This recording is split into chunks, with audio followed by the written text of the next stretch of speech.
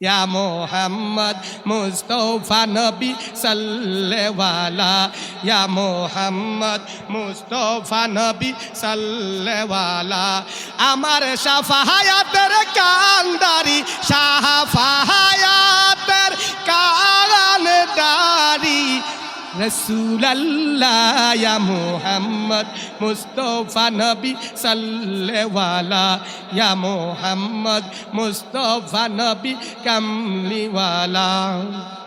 আল্লাহরি কাসমি তৈয়ারই জিনি গায়েবের বাণী যারে মুখে শুনি, ওরে দুসরা কিনু মাবুদ নাই এক আল্লাহ বলি, দুসরা কিনু মাবুদ নাই এক আল্লাহ। ইয়া মুহাম্মদ মুস্তফা নবী সাল্লেওয়ালা, ইয়া মুহাম্মদ মুস্তফা নবী কামলিওয়ালা, আমার শাফায়াতের কান্দারি, শাফায়াতের কান্দারি রসুলাল্লাহ, ইয়া মুহাম্মদ মুস্তফা নবী সাল্লেওয়ালা, ইয়া মুহাম্মদ মুস্তফা নবী সাল্লেওয়ালা। আল্লাহ বলেন, হাবিব আপনি কোনো সাধারণ মানুষ নয়, সাধারণ কারোর মতো নই। আমি দুনিয়াতে যত নবী রাসূল পয়দা করেছি তাদের কারোর মতো নয়। হাবিব আপনি রাসূলের জুতা মুবারকের তুলি মুবারকের বরকতে আমার আরশ আজিম ধন্য হইয়া যাইবে। যেই রাসূলের ধুলির বরকতে আমার আরশ আজিম ধন্য হইয়া যাইবে। যেই রাসূলের ধুলি মুবারকের ইজ্জতের খাতিরে ওই আরশ মুআল্লা যদি ধন্য হইয়া যায়, যেই ধুলি মুবারকের বরকত আমার আল্লাহ পাক গ্রহণযোগ্য করেন, ওই ধুলি মুবারক যেই নবীজির জুতার নিচে আছে, ওই নবীজির ধুলির এত দাম হলে আর ওই নবীজির না কত দাম হয়ে যায়। সকলে জুড়ে সুরে বলি সুবহানাল্লাহ। আদম সফিউল্লাহ, মুসা কালিমুল্লাহ, ঈসা রূহুল্লাহ, ইব্রাহিম খলিলুল্লাহ, যত নবীগণ জগতের বুকে আসছেন সকল নবীগণ আল্লাহর দরবারে ডাক দেন, প্রভু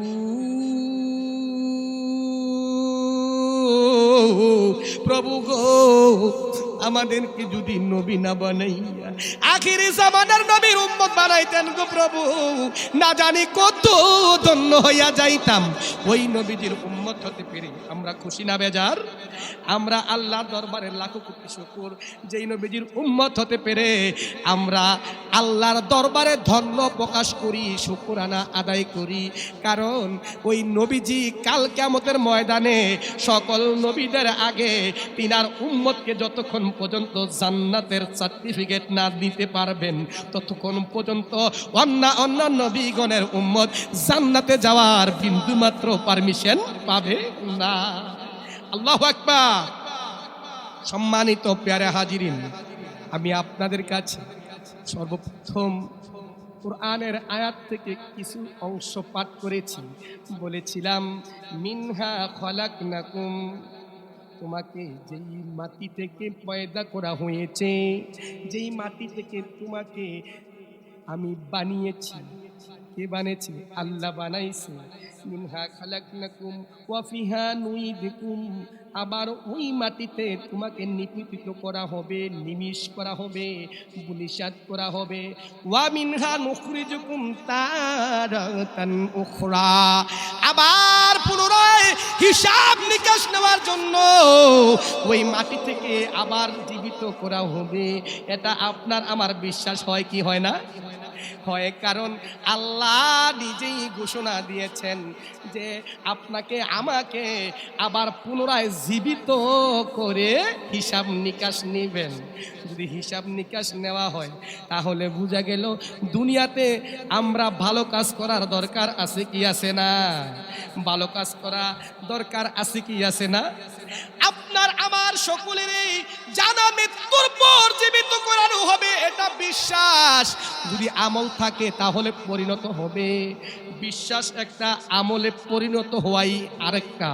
কারণ আপনি যদি মনে করেন আজকে আমি এশারের নামাজটা জামাতের সাথে আদায় করব, এই কথা বলতে বলতে যদি এশারের জামাতে যদি কার্যক্রমে যদি পরিণত না হন, তাহলে বোঝা গেল আপনার অন্তর একটা, কথা আরেকটা।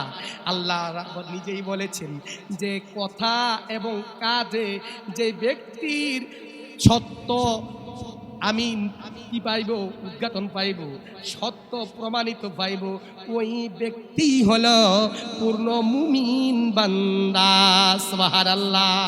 আল্লাহ বলেন পবিত্র কুরআনুল কারীমের মাধ্যমে সূরা আল বাকারা আয়াত নাম্বার 4 নাম্বার, আল্লাহ তাআলা নিজেই বলেছেন ওয়া বিল আখিরাতি হুম ইউকিনুন।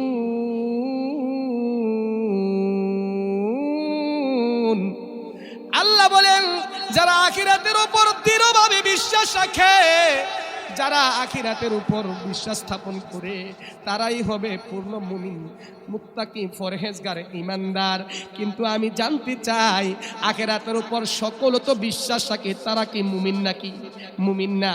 যতক্ষণ পর্যন্ত কাজে পরিণত না হবে ততক্ষণ পর্যন্ত পূর্ণ মুমিন হওয়া সম্ভব নয়। কারণ আখিরাতকে তারাই বিশ্বাস করে যারা নামাজ পড়ে, আখিরাতকে তারাই বিশ্বাস করে যারা হক হালাল পথে চলে, আখিরাতকে তারাই বিশ্বাস করে যে পথে চললে আল্লাহ খুশি, আল্লাহর হাবিব খুশি। ওই প্রতীকের প্রতীকটাই হচ্ছে মুত্তাকি বান্দায় পরিণত। সকলে জোরে সোরে বলি আল্লাহু আকবার। আল্লাহ পাক প্রত্যেকটা মানুষকে মৃত্যু দান করবেন, তবে একটু সময়ের ব্যাপার। কার কখন মৃত্যু হবে আমরা জানি না, কিন্তু অবশ্যই অবশ্যই মৃত্যু আপনাকে আমাকে একদিন গ্রাস করবে। মৃত্যু আপনাকে আমাকে একদিন মুলাকাত করবে। ওই সময় কোনো প্রকারের আরাধনা চলবে না, কোনো প্রকারের দরখাস্ত চলবে না। কেউ বলতে পারবে না আমি এক বাবার একটাই সন্তান, আমার রুহটা তুমি নিও না। আরেক ঘরে 10 জন সন্তান আছে, 5 জন সন্তান আছে, তাদের থেকে একজন নিয়ে নাও। আল্লাহ বলবেন তুমি একজন হও না কেন, ইতিমধ্যেই তোমার রুহ কবজ করা হবে। কারণ তোমার হায়াতের বেলা এই পর্যন্তই সীমাবদ্ধতা। এটা বিশ্বাস করে কি করি না আমরা? অবশ্যই বিশ্বাস করি। কারণ মৃত্যু থেকে কেউ রেহাই পাবো না। কেউ আগে রোয়ানা, কেউ পিছে রোয়ানা। ও আমার ভাইজানেরা, একটু মৃত্যুর কথা স্মরণ করে আজকের এই মাহফিলে আসার জন্য আপনাদেরকে আমি বিনীতভাবে আহ্বান করছি। আজকের এই মাহফিল প্রত্যেক দিন হবে না, এটা বাৎসরিকভাবে একদিন হয়। আমি আপনাদের কাছে জানতে চাই আজকের এই দিনটা আপনার আমার জন্য রহমত, বরকত, সহবত। যদি রহমত বরকত যদি মনে করেন আজকের এই সময়টা দোকান পাটে বাড়ি ঘরে অযথায় সময় নষ্ট করে যদি সময়টাকে আপনি খেয়ে ফেলেন, তাহলে বোঝা গেল আপনি সেই রহমত আপনি অর্জন করতে পারবেন না। আপনি যদি এই মাহফিলে অংশগ্রহণ না করেন, যদি আপনি ঘরে বাড়িতে দোকান পাটে যদি সময় নষ্ট করেন, তাহলে বোঝা গেল আপনি এই মাহফিলের রহমত আপনি মানেন কিন্তু নিতে রাজি না। রহমত মানে নিতে রাজি না। বিশাল মানি তাল গাছটা আমার, একবারা দুই ভাই কাজা করে মারামারি করে ঝগড়া করে সমাজের সকল লোক তাদের এই ঝগড়া মেটানোর জন্য একটা মীমাংসায় গেলেন। যাওয়ার পরে তারা চিন্তা করলেন যে কিভাবে মীমাংসা করা যায়। দেখা গেছে ন্যায় বিচার করতে গিয়েও ওই লোকের মন রাখতে পারতেছে না। ওই লোকে কয় বিচারটা মানি, কিন্তু এই গাছটা কিন্তু এটা আমার বাগের, এটা আমার, মানে বিচার মানি গাছটা আমার। তাইলে সবাই জানি যে আজকের এই মাহফিলটা বেহেশতের বাগান। সবাই জানি আজকের এই মাহফিলটা জান্নাতের বাগান। সবাই জানি আজকের এই সময়টা আল্লাহ তাআলার বরকতি সময়, কিন্তু আসতে রাজি না, এই মাহফিলের সময় দিতে রাজি না। ওই যে বিচারের মতন হয়ে যায় আর কি ব্যাপারটা। আল্লাহ যেন আমাদের প্রত্যেকের যেন আসার মতন বসার মতন তৌফিক দান করেন। সকলে বলি আমিন। ভাই, মৃত্যু থেকে কেউ রেহাই পাইব না আমরা। আল্লাহর একজন ওলি যিনি আল্লাহর অতি আমলিয়ত একজন বান্দা, ওই ব্যক্তি বন্ধুর সাথে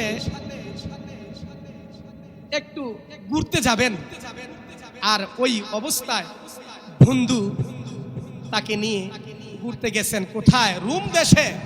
ওই রোম দেশে যাওয়ার পরে এখানে দেখতে পাইলেন একটা সামিয়ানা দিয়া ঘেরাও করা, চতুর্দিক দিয়ে যুবতীর দল হাঁটতেছে আর ঘুরতেছে, তাওয়াফের মতো ঘুরতেছে আর কি যেন বলতেছে। বন্ধুকে ডাক দিয়া বলে, বন্ধু এই জায়গার চতুর্দিক দিয়া কেন ঘোরাফেরা করতেছে, তারা কিভাবে কি কথা বলতেছে আমি তো বুঝতেছি না। কিছুক্ষণ পর আবার আরেকজন ব্যক্তি আসলেন, কয়েকজন ব্যক্তি নিয়ে মুরব্বী চতুর্দিক দিয়া ঘোরাফেরা করতেছেন। ঘোরাফেরা করার পরে আবারও ওই আল্লাহর ওলি দেখে তাজ্জব হয়ে রইলেন, ব্যাপারটা কি, এই সামিয়ানার ভিতরে কি? বন্ধুকে যখন ডাক দেয়া বললেন, বন্ধু এই সামিয়ানার তাবুকের চতুর্দিক দিয়া কেন মানুষ ঘোরাফেরা করে আর কি বলতেছে আমি তো তাদের ভাষা বুঝতে পারি না। বন্ধু বলতেছে, বন্ধু এই চতুর্দিক দিয়া কেন ঘোরাফেরা করতেছে, এই তাবুকের ভিতরে সামিয়ানার ভিতরে এমন একটা কবর, এমন একটা কবর, এই রাজ্যের রাজার একটা যুবক ছেলে মৃত্যুবরণ করেছে। প্রত্যেক বছর এই যুবকের জন্য একটা অনুষ্ঠান সাজানো হয়, অনুষ্ঠানের সকলে আসে, কিন্তু যেই প্রথম কয়জন যুবতী নারী ঘোরাফেরা করতেছে, যুবতীরা কি বলে জানুনি? যুবতীরা বলে, এই যুবরাজ, তোমাকে যদি আমাদের সমস্ত যৌবন দিয়া তোমাকে যদি আমি জীবিত করতে পারতাম, আমাদের সমস্ত যৌবন দিয়া হলেও আমরা তোমাকে জীবিত করতাম, কিন্তু আল্লাহ বলেন যে আমি মৃত্যুবরণ করার পরে কবরস্থ হয়ে গেছি, এমন একটা জায়গাতে সে পতিত হয়ে গেছে, এমন একটা জায়গাতে কবরস্থ হয়ে গেছে, ওই কবর থেকে আর কোনোদিন বাহির হওয়ার সময় নাই।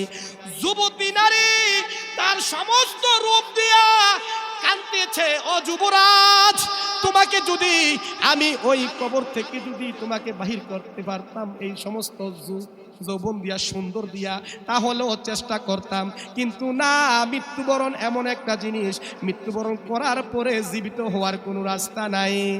আর একদল যখন আসলো, বৃদ্ধ লোক বলতেছে, বন্ধু এই বৃদ্ধ লোকটিকে, তারাও তো এই কবরের চতুর্দিক দিয়া ঘোরাফেরা করতেছে, আবার বলতেছে, কি বলতেছে আমি বুঝতেছি না, বলতেছে, বন্ধু এই কবরের মাধ্যমে চতুর্দিক দিয়া ঘুরতেছে আর বলতেছে, আমরা এত বড় বিজ্ঞানী বুদ্ধিমান, আজকে যদি আমাদের সমস্ত বিজ্ঞানীটা মেধা দিয়া যদি পারতাম, তাহলে মৃত্যু থেকে আটকাইয়া তোমাকে রাখতাম, কিন্তু যুবরাজ, রাজার ছেলে মৃত্যুবরণ করবে, আল্লাহ বলেন আমি রাজা চিনি না, বাদশা চিনি না, ফকির চিনি না, ধনী চিনি না, গরিব চিনি না, যার মৃত্যু যখনই আসবে গো, ওই মৃত্যু থেকে কেউ রেহাই করতে পারবে না।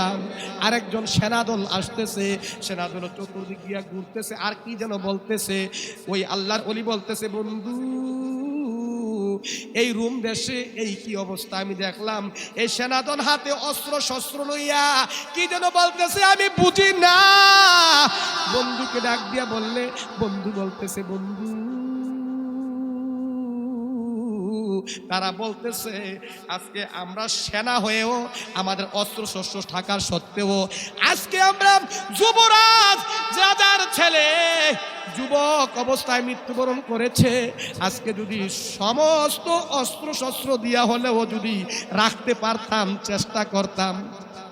আল্লাহ তো বলেছেন মৃত্যুবরণ এমন একটা জিনিস, দুনিয়ার শত অস্ত্র শস্ত্র আনলেও আজরাইল থেকে আটকানোর বাধা দেওয়ার কোনো ক্ষমতা নাই, ঠিক কিনা বলেন? মৃত্যু থেকে বাঁচার মতন কোনো রেহাই নাই।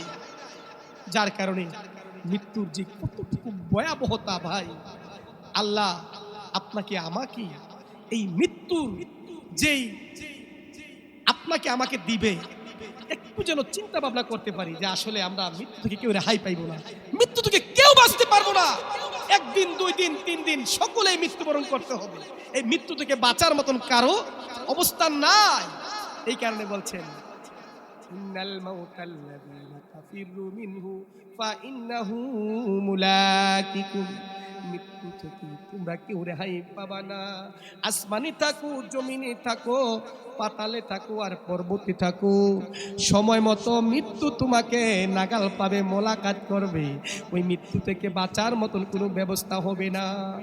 মালাকুল আজরাইল আপনাকে আমাকে মৃত্যু থেকে রেহাই দিবে না। এই কারণে মৃত্যু আপনাকে আমাকে গ্রাস করবে, কবরে যেতে হবে, কবর থেকে কেউ বাঁচতে পারবে না। ইহকাল আর পরকাল, পরকাল শুরু হবে কবরের মাধ্যমে। আর ওই কবর আপনাকে আমাকে দৈনিক 100 বার ডাক দিয়ে বলতেছে আমার কাছে আসো, আমি তোমাদের জন্য অপেক্ষায় আছি। কবর বলতেছে আনা বাইতু, আমি পোকামাকড়ে পরিণত, আমি পোকামাকড়ের ঘর। এই ঘরে শান্তি নাই, বাতি নাই, জাজিম নাই, বিছনা নাই। এই ঘরে আসলে রে তোমাকে পোকামাকড়ে কামড় সহ্য করতে হবে। আমি পোকামাকড়ের ঘর, এখানে আসতে হলে একটু ভেবে চিন্তে করে আসো। আয়না আনা বাইতুত তুরাব, আমি মাটির ঘর। এই মাটির ঘরে আসতে হলে একটু ভেবে চিনতে আইসো। সামিয়ানা নিয়ে আইসো, মাটিতে থাকবা, এই মাটি তোমাকে খেয়ে ফেলবে, এই মাটিতে তুমি নিমিষেই গলে যাবে, এই মাটি তোমাকে রাখবে না। একটা সময় দেখা যাবে যখন কবর খনন করতে যায়, মানুষ বলে যে তার হাড্ডি পাওয়া যায়, তার মাথার বাটিটা পাওয়া যায়, হাঁটুর বাটি পাওয়া যায়, পায়া পাওয়া যায়, হাত পাওয়া যায়, হাড্ডি পাওয়া যায়। একটাই কারণ, এটা এখনো মাটিয়ে খাইতে পারছে না। সময় হলে ওই হাড্ডিটাও মাটিতে পরিণত হইয়া যায়। ঠিক কিনা বলেন?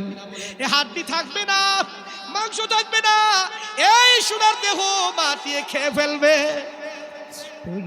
মাটিয়ে খায় না, জমে অসুই না গো প্রেমিক যেই জনা, তারে মাটিয়ে খায় না, জমে অসুই না গো প্রেমিক যে জনা। সে যে লোকের সাথে লুকি দিয়া মরণেরই বাপ দেখায়, প্রেমিক যেই জনায়। আল্লাহর প্রেমিক বান্দা, আল্লাহর মহিমান্বিত বান্দা, মুত্তাকি বান্দা হইতে পারলে ওই সাপে বিচ্ছু মাটিয়ে স্পর্শ করতে পারবে না, যদি ওই ব্যক্তি সঠিক আল্লাহ তাআলার দিক নির্দেশনার ব্যক্তি হইতে পারে। ওই ব্যক্তি এই দেহটা আল্লাহ তাআলা পরিপূর্ণ রাখবে যদি আপনারা আমার এই অল দেহটাকে যদি আল্লাহ নামের জিকিরে পরিণত করতে পারি। আল্লাহ বলেন যে মৃত্যুকে যদি একটু চিন্তা করতে চাও, তাহলে মৃত্যুকে স্মরণ করো বেশি বেশি করে। মৃত্যু এমন একটা বস্তু, মৃত্যু কাউকে রেহাই করবে না। আপনাকে আমাকে কবর ডাক দেয়া বলে আনা বাইতুল গুরবা, আমি অপরিচিত ঘর। এই ঘরে আসতে হলে ভেবে চিন্তে আইসু রে, এই ঘর কারোর জন্য পরিচয় না। আপনি আমি দেখি 3.5 হাত মাটির ঘরে শুইব, কিন্তু আমরা সকলে দেখে আসছি, একবার আমরা তো শুয়ে চিন্তা করে আসি নাই, একবার তো সেই অবস্থাটা আমরা অনুভব করতে পারি নাই। আমরা মাটির উপর থেকে এতটুকু দেখি, ওই দাফন কইরা আমরা আইসা যাই, কিন্তু এই কবরে আমরা শুইব। কিন্তু এই প্র্যাকটিক্যালটা আপনার আমার করার মতন কোনো ক্ষমতা নাই। তখন ওই ক্ষমতা হবে যখন মৃত্যুবরণ করব, তখন আপনাকে আমাকে শোয়াই দিয়ে আসবে। এই কারণে কবর বলতেছে আনা বাইতুল গুরবা, আমি অপরিচিত ঘর। আমার এই ঘরে আসতে হলে একবার ভেবে চিনতে আইসো। এই ঘর কারো জন্য পরিচিত না।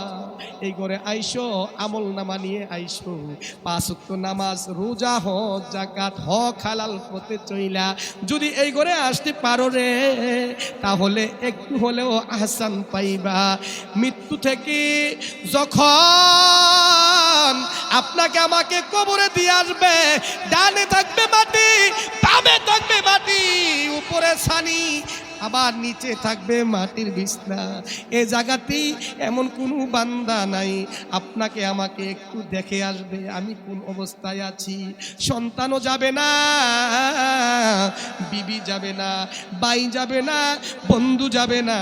আমি আজকের এই মাহফিলে সকলকে আহ্বান করেছি, দূর দূরান্ত থেকে ওলামায়ে কেরাম আসবে।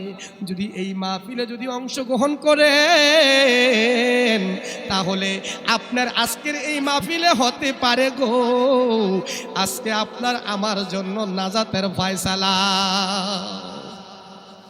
আপনার আমার মাটি, এই সোনার দেহটা মাটিয়ে খেয়ে ফেলবে। যেই মাটি দিয়ে উৎপন্ন হবে আবার সেই মাটিতে নিমিশেষ হয়ে যাবে।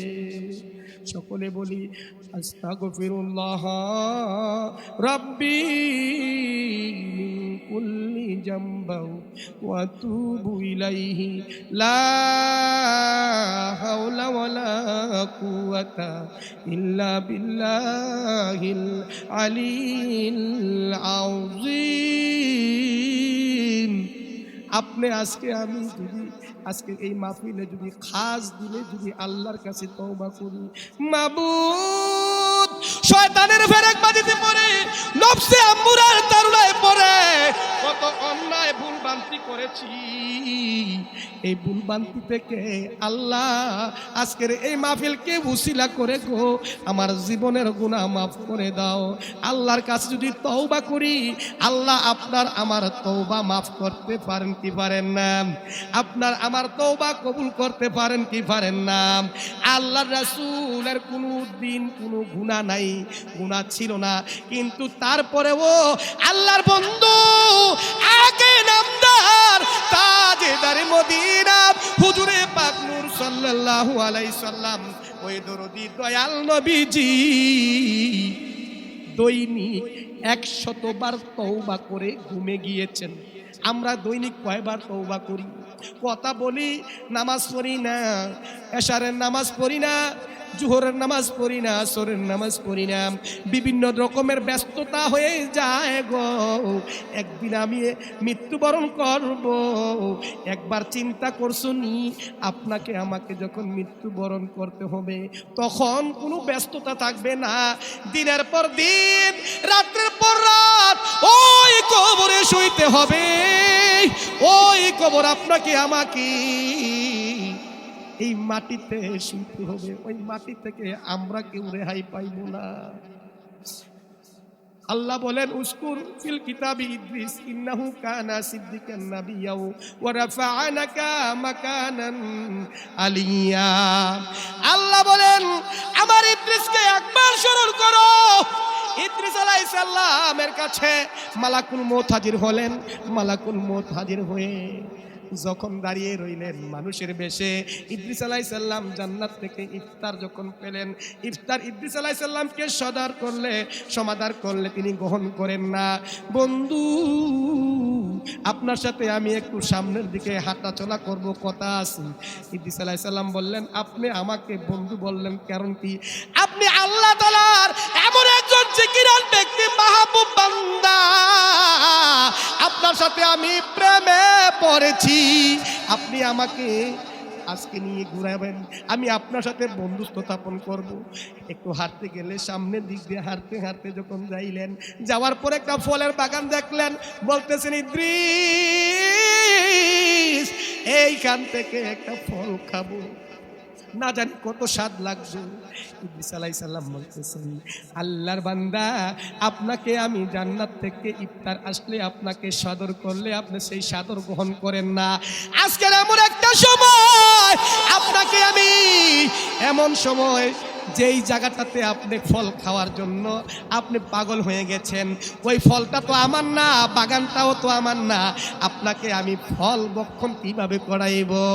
আপনি তো তাজ্জব ব্যক্তি, আপনি কার ফল কার সম্পদ থেকে আপনি ভক্ষণ করতে চান? তাহলে আমরা আরো একটু সামনে আগাইতে থাকি। আরো একটু সামনে আগাইলে দেখতে পেলেন অনেকগুলা ছাগল বকরি হাঁটা চলা করতেছে। এমন সময় বলতেছেন, এ আল্লাহর বান্দা, আল্লাহর নবী ইদ্রিস, এখান থেকে যদি একটা বকরি জবাই করে খাইতাম, না জানি কত স্বাদ লাগতো।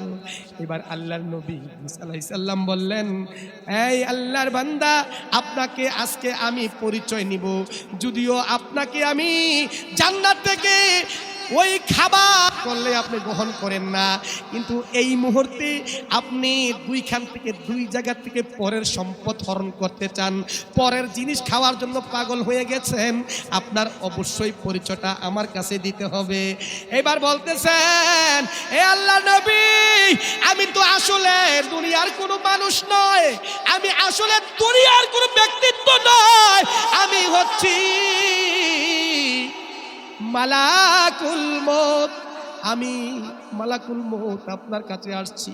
ইদ্রিস আলাইহিস সালাম বলতেছেন, বুঝেছি, আজকে আমার রূহটা খানদান করার জন্য আপনি আসছেন, আমার রূহটা কবজ করার জন্য আপনি আসছেন। কই না, আমি শুধু একটাই কারণে আসছি গো, আপনার সাথে বন্ধু স্থাপন করার জন্য। এবার আল্লাহ নবী হযরত ইদ্রিস আলাইহিস সালাম ডাক দিয়ে বলতেছেন, এই মালাকুল মউত, আমার সাথে যদি বন্ধু স্থাপন করো গো, তাহলে আমার কয়েকটা কথা রাখতে হবে। কয়েকটি কথা। প্রথম কথাটা হলো, আমার মৃত্যু দিতে হবে। মৃত্যুর যে কতটুকু যন্ত্রণা, কি স্বাদ, আমি এইটা অনুভব করব। আল্লাহর দরবারে আজরাইল ডাক দেয়া বলতেছেন, মুহাবিব, আল্লাহর দরবারে ডাক দেয়া বলতেছেন, প্রভু, ও প্রভু, আমি আসছি আপনার বন্ধু ইদ্রিস আলাইহিস সালামের সাথে বন্ধু স্থাপন করার জন্য, কিন্তু আপনার ইদ্রিস আমাকে বিপাকে ফেলাইয়া দিছে। কি করছে? বলতেছে তাকে নাকি মৃত্যুর যন্ত্রণাটা একটু অনুভব করাইতাম, কিন্তু তার জন্য তো মৃত্যুর ঘোষণা হয় নাই।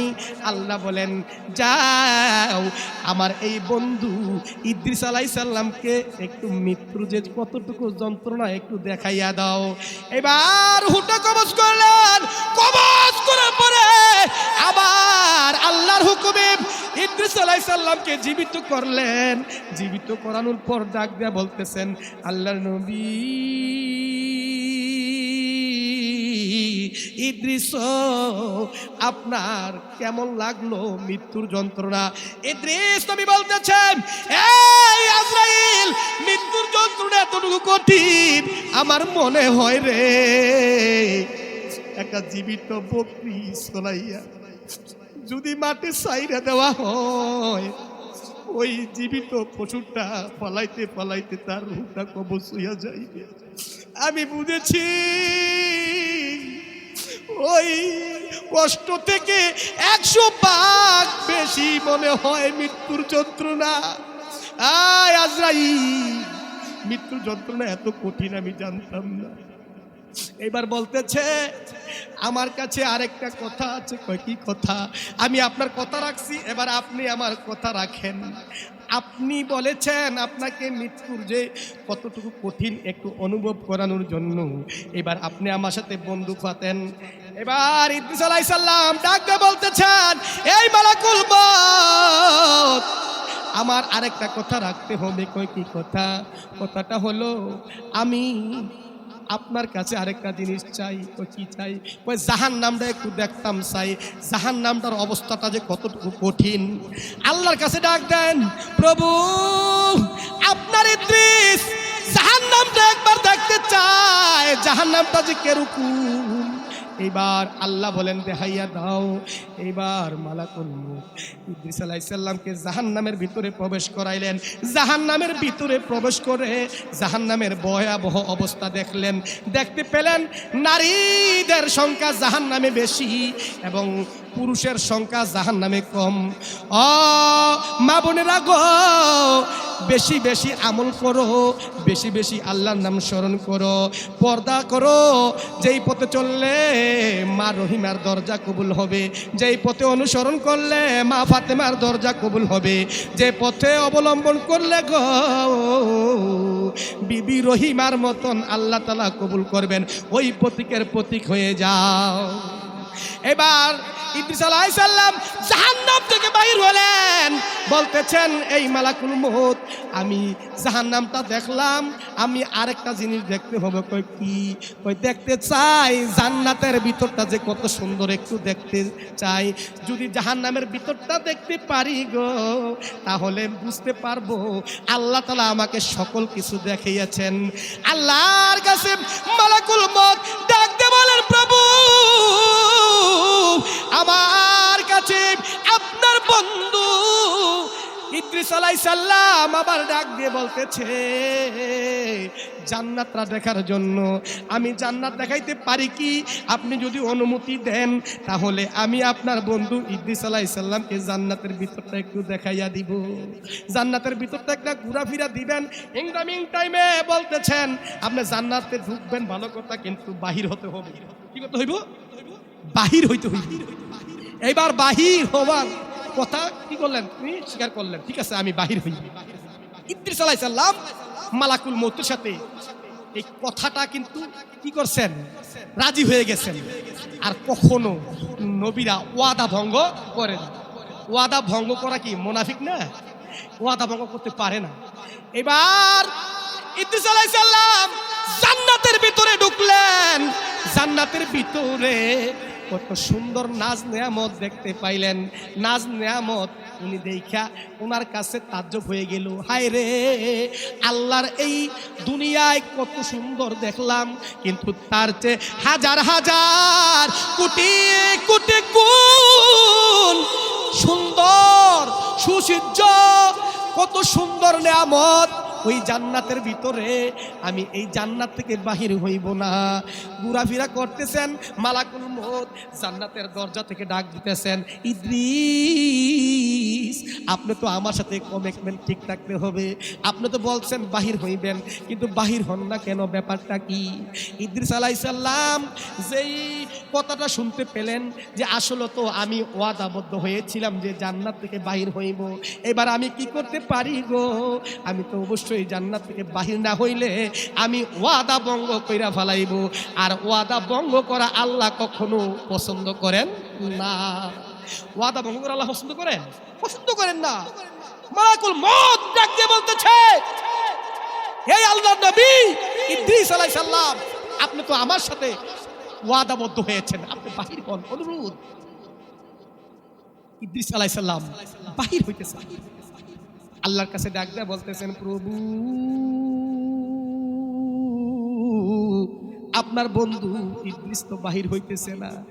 আল্লাহ কথা বলতেছেন না, এক নমুনাটা দেখতেছেন। আর ইদ্রিস আলাইহিস সালাম চিন্তা করলেন আমি ওয়াদাবদ্ধ হয়ে গেছি, এবার জান্নাত থেকে তো বাহির হইতে হইব। এবার উনার ভিতরে একটা বুদ্ধি আসলো, একটা হিকমত আসলো। ওই হিকমতটা বুদ্ধিটা তিনি খাটাইতেছেন যে উনি তো ওয়াদাবদ্ধ হয়েছেন বাহির হইবেন।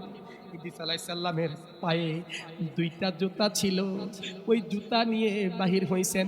ইদ্রিস আলাইহিস সালাম চিন্তা করলেন এই জুতা নিয়ে তো জান্নাতে থাকার জায়গা নয়, এই জুতা দুনিয়ার জুতা দুনিয়াতে ফালাই দেই, আমার জান্নাত দরকার। কিন্তু এদিক দিয়ে আমি আমার ওয়াদাটা রক্ষা হইব, আর ওই দিক দিয়ে আমি আমার জান্নাত হইয়া লাইব।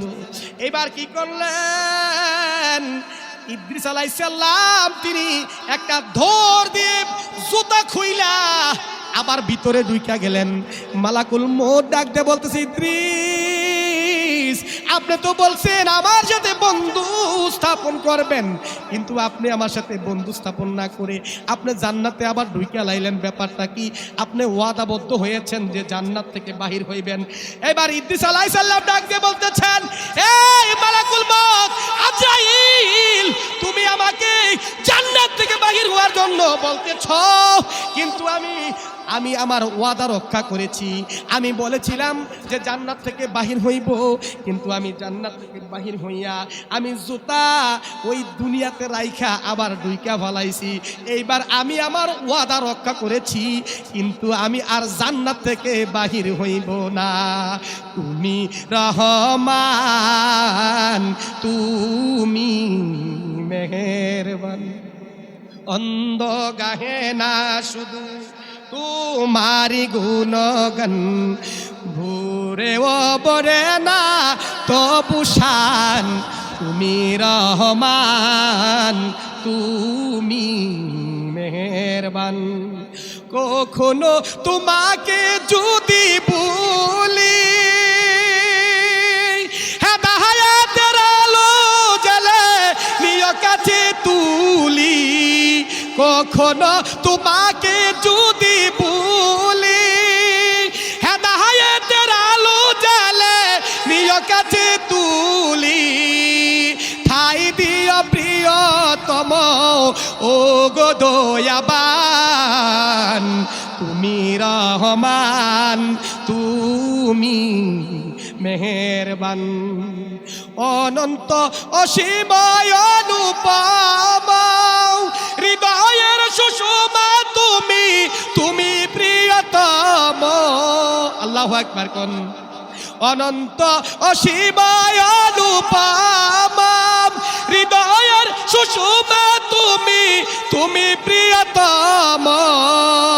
ঠাই দিও প্রিয়তম চিরমহিয়ান, তুমি রহমান, তুমি মেহেরবান, তুমি রহমান, তুমি মেহেরবান। সকলে বলি আল্লাহু আকবার। ইদ্রিস আলাইহিস সালাম বললেন, যেই ব্যক্তি একবার মরে, মরার পরে কি আবার রাজত্ব করে নাকি? যে ব্যক্তি একবার মরে সে কি আবার দুনিয়াতে বসবাস করে নাকি?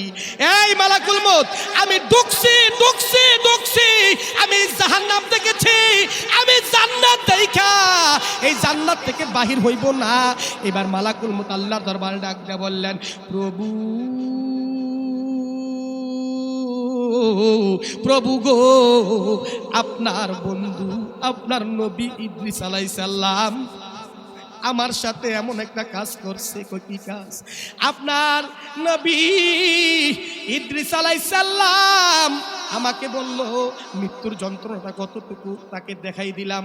আবার বলল জাহান্নামটা যে কতটুকু ভয়াবহ অবস্থা, আমি তাও করলাম। আবার বলল জান্নাতটা কতটুকু নিয়ামত, কত সুন্দর সুসজ্জিত, একটু দেখতে মনে চায়, আমি সেইটাও করলাম আপনার হুকুমে, আপনার অর্ডারে। কিন্তু ওই জান্নাতের দুইখা আমার সাথে কমিটমেন্ট রক্ষা করছে, জুতা লইয়া জান্নাতের ভিতরে ঘুরলো, আবার বলতেছে আমার ওয়াদা নাকি সে রক্ষা করছে, জুতাগুলা বাহিরে রাইখা আবার সে ভিতরে প্রবেশ করছে। প্রভু, আমি আপনার কাছে আরজি জানাই, আপনার এই লোকটা তো আবার হইতেছে না, আপনার বন্ধু ইদ্রিস তো জান্নাতের ভিতর থেকে বাহির হচ্ছে না, আবার কি করতে পারি? আল্লাহ বলেন, এই মালাকুল মউত, এই মালাকুল মউত, আমি যাকে একবার মৃত্যু দেই তাকে দুনিয়াতে রাজত্ব করার মতন সেই অবস্থান রাখি না। কুল্লু নাফসিন যায়িকাতুল মউত, একবার মরণ হবে, সবাইকে সেই মৃত্যুর স্বাদ গ্রহণ করতে হবে। যেহেতু ইদ্রিস আলাইহিস সালাম মৃত্যুর স্বাদ গ্রহণ করছে, জাহান্নামটাও দেখে আসছে, জান্নাতের ভিতরও ঢুকছে, জান্নাতের নাজ নামক দেখে সে মাতুয়ারা হয়ে গেছে, সে পাগল পারা হয়ে গেছে, তোমার সাথে সে ওয়াদাবদ্ধ রক্ষা করছে। আমার ইদ্রিসের জীবনে, ইদ্রিসের কাহিনী, ইদ্রিসের সেই জান্নাতের ঢোকার অবস্থাটা তার এইভাবে ওই আমি লিখেছিলাম। সকলে জুড়ে সুরে বলি সুবহানাল্লাহ। শুকরিয়া শুকরিয়া শুকরিয়া জানাই, তুমি কত বড় মহান, আল্লাহ দয়ার সীমা নাই। আল্লাহু আকবার কোন। শুকরিয়া শুকরিয়া শুকরিয়া জানাই, তুমি কত বড় মহান আল্লাহ, দয়ার সীমা নাই। তুমি পাহাড় ভাঙ্গা সাগর করো, সাগর বইরা নগর করো। তুমি পাহাড় ভাঙ্গা সাগর করো, সাগর বইরা নগর করো। ওরে ধনী লোককে গরিব করো, ধনী লোককে গরিব করো, ধনী লোককে গরিব করো, গরিব রে বাঁচাই। শুকরিয়া শুকরিয়া শুকরিয়া জানাই, তুমি কত বড় মহান আল্লাহ, দয়ার সীমা নাই। শুকরিয়া শুকরিয়া শুকরিয়া জানাই, তুমি কত বড় মহান আল্লাহ, দয়ার সীমা নাই। তুমি মুর্দা লোককে জিন্দা করো, জিন্দাকে মারিতে পারো। আল্লাহ পারে কি পারে না? তুমি মুর্দা লোককে জিন্দা করো, জিন্দাকে মারিতে পারো।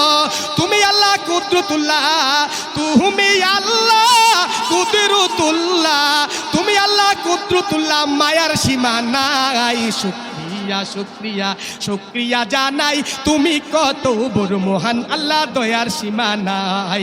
শুকরিয়া শুকরিয়া শুকরিয়া জানাই, তুমি কত বড় মহান আল্লাহ, দয়ার সীমা নাই। সকলে বলে আল্লাহু আকবার। আজও পর্যন্ত কোন মুফতি মুহাদ্দিস মুহাক্কিক যদি এই বাংলাদেশ নয়, পৃথিবীর যে কোনো রাষ্ট্র থেকে কোনো আলেম এই পর্যন্ত বলতে পারবে না যে ইদ্রিস আলাইহিস সালামের কবরটা এই জায়গায়। সকল নবীদের কবর রওজা তারা সিলেক্ট করতে পারছে, কিন্তু ইদ্রিস আলাইহিস সালামের কবরটা কই সে এখনো বলতে পারে নাই, কারণ ইদ্রিস আলাইহিস সালামের কবর দুনিয়াতে নাই। সকল বলে আল্লাহু আকবার। আল্লাহ যেন আমাদের প্রত্যেকের জন্য যে পথে চললে আল্লাহ খুশি হবেন, আল্লাহর হাবিব খুশি হবেন, ওই প্রত্যেকের প্রতীক যেন করে দেন। সকলে বলে আমিন। আজকের এই মাহফিলকে যেন শুরু থেকে শেষ পর্যন্ত আল্লাহ যেন সাফল্য মণ্ডিত করে দিলেন। সকলে বলে আমিন।